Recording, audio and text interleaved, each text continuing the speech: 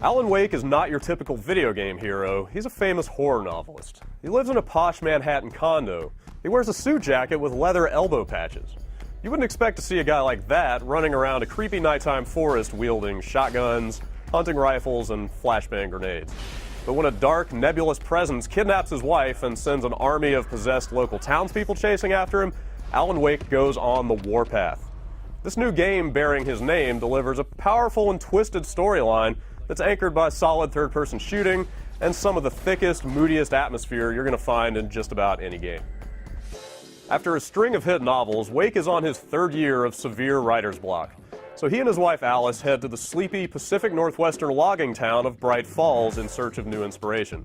But the couple barely has time to unpack their bags before Alice goes missing and Wake himself comes to in the middle of a car crash with a week-long hole in his memory.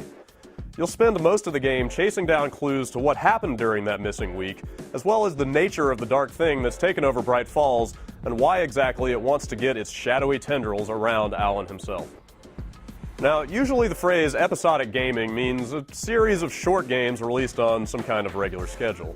But Alan Wake is different. It's a complete boxed game that internally breaks itself into episodes that sort of resemble a serialized TV show. This format really lets the writers play around with the flow of the action, building up to all sorts of just holy crap reveal moments at the end of each episode. It's a great way to move the story along and deliver cliffhangers every so often that make you really want to keep going so you can uncover more pieces of the supernatural puzzle. Alan Wake has been in development so long that by the time it finally hit my Xbox, I really wasn't sure what kind of game to expect. But deep down, Alan Wake is a third-person shooter.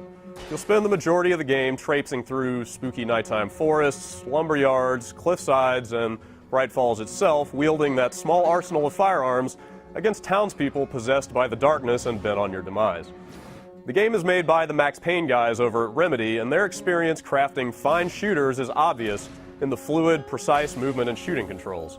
There's even a nifty little cinematic dodge move that mostly works as intended and makes you feel a little quicker on your feet against all the darkened rubes who chase you through most of the game. Everything about Alan Wake's gameplay revolves around the interplay between the darkness of your adversaries and the light you can shine on them using, well, really whatever you can get your hands on. Flashlights, road flares, headlights, industrial lanterns, anything you find that produces illumination is a potential weapon against the darkness. And the designers find a lot of clever ways to let you use the environment to fight back against the shadows that are constantly threatening to overwhelm you. On the flip side, there are a few really tense moments where your ammo and light sources are scarce, and the best you can hope for is just to kind of scramble wildly from one brightly lit safe zone to the next. The light and dark mechanics add some really nice creative variety to the shooting in this game. Even so, the action in Alan Wake stretches itself a little thinner than it ought to, since there are really only 4 or 5 types of enemies you're going to fight again and again through the entire game. At some point in the last quarter or so, I just kind of wanted to get on with the shooting so I could fill in the next gap in the storyline, which honestly probably says as much about the great intrigue of the plot as it does the lack of variety in the combat. The game is also relentlessly linear. The levels are designed pretty much in a straight path, and there's a directional icon that you can't even disable that constantly points you toward your goal. At least there are a ton of collectibles to find, though, and most of them really enhance the game's atmosphere. There's this great old small-town AM radio host that fills you in on what's happening in Bright Falls when you find little radios scattered off to the side that you turn on. And there's the Remedy trademark fake TV show that here is like an even more bizarre version of The Twilight Zone. Most importantly, there are dozens of loose pages lying around from a manuscript that Wake doesn't even remember writing, but that strangely seem to describe the very events he's experiencing. Finding these pages is optional, but reading them is a must if you really want to fill in some of the minor key elements of the storyline.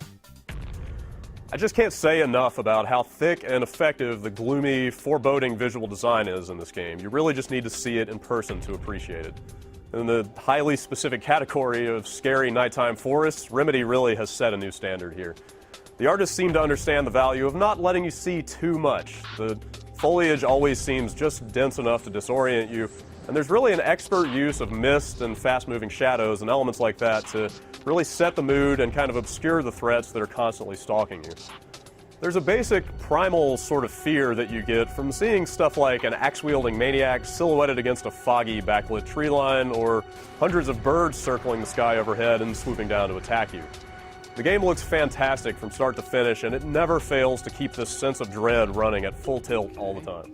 I wish you a good stay in my cabin. I'll come by later to check how you've settled in. And to meet your wife. Alan Wake's not quite perfect, but it's a damn good action game with an incredible sense of atmosphere and a lot of surprising, uncanny elements. I love the unlikely approach of casting an author in the role of hero, and the game gets a lot of mileage out of this trick with references to other masters of the macabre like Stephen King and Hitchcock, not to mention frequent voiceover narration that sounds just ham-handed enough to have come straight out of one of Wake's own bestsellers.